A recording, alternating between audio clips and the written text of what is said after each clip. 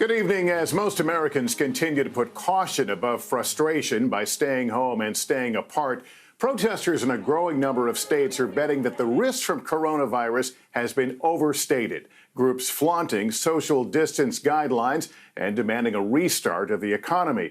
And tonight across the country, a fractured landscape. States still in the throes of mounting death tolls as others see daylight and inch their way towards reopening.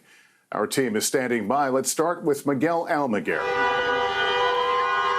Tonight, the fight over how and when to safely reopen the country, intensifying 10 days before the national guidelines on staying home are set to expire. With the U.S. death toll soaring above 40,000, states like Massachusetts and Illinois are still considered hotspots. Boston and Chicago seeing a surge of infections. Amid protests today to reopen businesses, New York's governor speaking out. Nobody disagrees that we want to get out of this situation. Nobody. You don't need protests to convince anyone in this country that we have to get back to work. By the end of the week, Georgia's governor says fitness centers, beauty salons, and bowling alleys can all reopen. The governor in Tennessee declaring he will not extend the stay-at-home order beyond April 30th. But the crisis is far from over. They're dying at an alarming rate. At nursing homes across the country, NBC News confirming more than 9,300 deaths in roughly 4,500 locations. The White House now requiring long-term care facilities to disclose deaths and cases. Meantime, New York, New Jersey, and Connecticut are all moving forward to allow marinas to open with restrictions. North Carolina and Florida have given the go-ahead to reopen some beaches as we approach summer. This can be the beginning of the pathway back to normal life. But please respect and follow these limitations. But during spring break, scenes like these outraged many. Now a few beaches are open with limited hours, with bans on sunbathing and gathering in groups. Sam Brock is in South Florida. In Miami Beach, as the signs would suggest, the beaches are still closed. The mayor here hasn't given a timeline on when that could change, but he is eyeing opening up parks and marinas.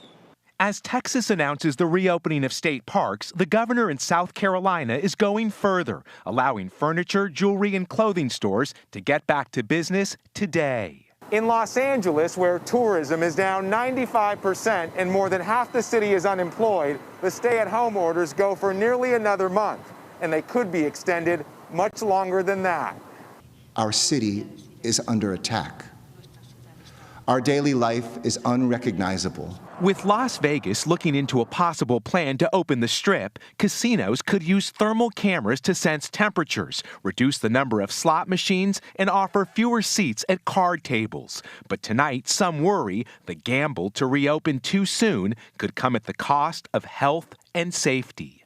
Miguel Almaguer, NBC News, Los Angeles.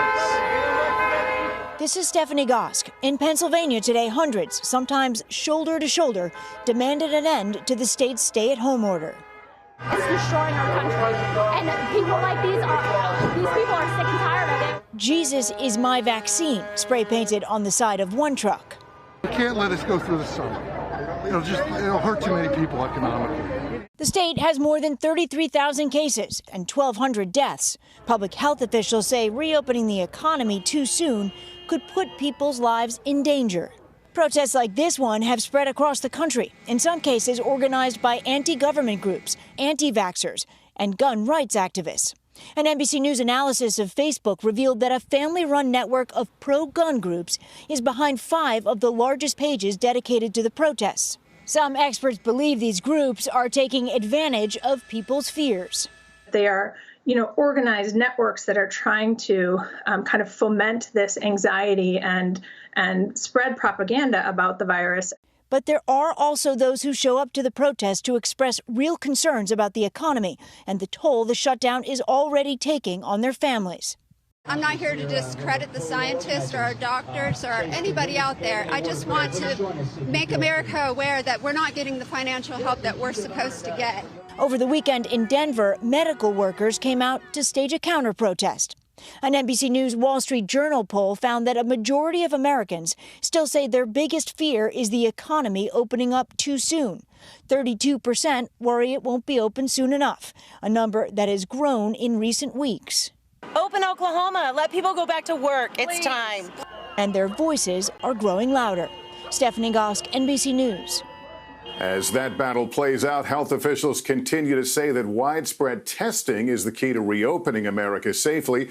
But tonight there's growing concern about the quality of some antibody tests, which detect if you're recovered from the virus and might have immunity. Here's Vicki Nguyen. Tonight, New York health officials are beginning antibody tests on 3,000 New Yorkers to see if they have possible immunity and to detect how far the virus has spread. Meanwhile, there's also a new warning about some of the rapid antibody tests available right now. My scientific team, they basically said it's a bunch of garbage.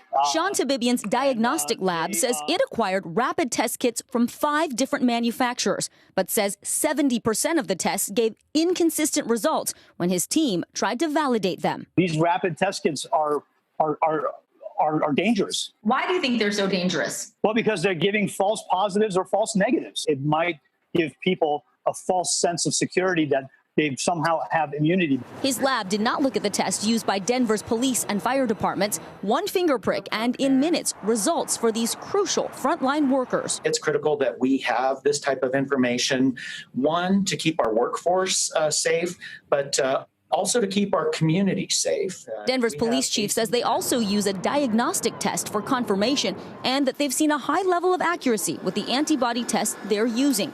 But like dozens of other antibody tests now flooding the market, Denver's test has not been approved by the FDA. In March, the agency loosened restrictions, allowing companies to self-validate in an effort to speed up availability. FDA Commissioner Stephen Hahn acknowledging there are questions about accuracy. I am concerned that some of the antibody tests that are on the market that haven't gone through the FDA scientific review may not be as accurate as we'd like them to be. To date, the FDA has only approved 4 antibody tests. The ones Tabibian tested were not approved. Neither was the test used in a study by USC and Los Angeles County. Preliminary results suggest the virus is less deadly than first thought and more widespread, with hundreds of thousands potentially infected there compared to 8,000 initially reported cases. And today, Dr. Anthony Fauci responding to concerns states need more antibody and diagnostic tests to reopen. With what we have, if it is used strategically, we feel we'll be able to have most people enter into phase 1 after they pass that 14-day gating period. Fauci also says it's reasonable to assume recovered patients have some level of immunity, but right now that's still unproven. It's also unclear how long that immunity might last. Lester? All right, Vicki Nguyen, thanks. Now to the growing financial disaster from this crisis hitting so many people so hard, and with still no agreement tonight on the next government relief package for small businesses. They're left waiting for that desperately needed money. Here's Jolene Kent. Tonight, small businesses desperate for relief are going to have to keep waiting. Ron Sorek has owned a jewelry store in Pennsylvania for 30 years. We deferred a lot of our bills and our mortgages and our line of credit. By the time he applied for the Paycheck Protection Program, the $350 billion fund for businesses with fewer than 500 employees, it had dried up. Lawmakers on Capitol Hill yet to reach a new agreement to add another $310 billion to the depleted loan program, including $60 billion for rural, minority-run, and women-led businesses. This possible second wave of relief comes after several well-known restaurant chains got tens of millions of dollars from the loan program, including Ruth's Chris Steakhouse, Potbelly, and Shake Shack. They used this exception for restaurants, allowing them to apply because they had less than 500 workers per location.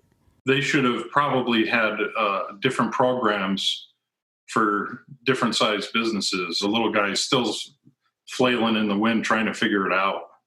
The CEO of Shake Shack, with nearly 8,000 employees in more than 250 locations around the world, now says the burger chain will return its $10 million PPP loan after it found other funding. There was lots of discussion very early on that the first stage of PPP was not going to be enough. And knowing that, why did Shake Shack continue to apply for a PPP loan? I think no one knows how long this virus is going to continue. So when given an opportunity, as we understood it, we're absolutely going to work to do anything we can to keep our team members employed. As a record 22 million people filed for unemployment in just 1 month, many still struggling to get benefits. In Florida, nearly 650,000 verified claims were filed. Only 40,000 have been paid, just about 6%. Joe, we also saw today that oil prices turned negative for the first time ever. What does that mean? Lester, that means there's an oversupply of oil right now as all of us stay home and economies are at a virtual halt. The oversupply and the crash in prices that you saw today is also a sign that it will continue going forward as we keep staying at home. It also means the price you pay at the pump is going to go down. Hey, NBC News viewers, thanks for checking out our YouTube channel. Subscribe by clicking on that button down here and click on any of the videos over here to watch the latest interviews, show highlights, and digital exclusives. Thanks for watching.